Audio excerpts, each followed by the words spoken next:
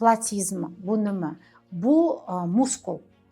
Muskul yosh katta bo'lgan sari cho'ziladi, muskul kuchli ishlashni boshlaydi, muskul tortishni boshlaydi.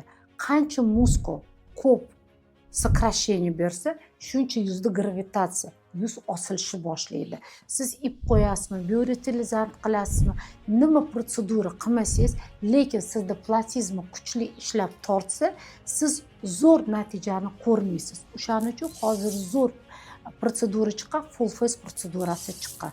U bizani muskullarimizni bo'shatadi, yuzimizni qisqartiradi.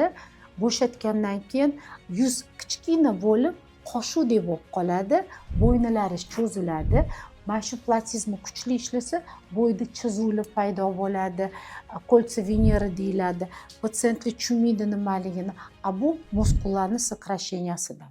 Kimga platizma mavzusi qiziq bo'lsa, darrov yozinglar, meni konsultatsiyamga kelinglar, o'zim sizlarga javob berishga harakat qilaman. Har doim sizlarni sevib qoladigan doktor Aziz.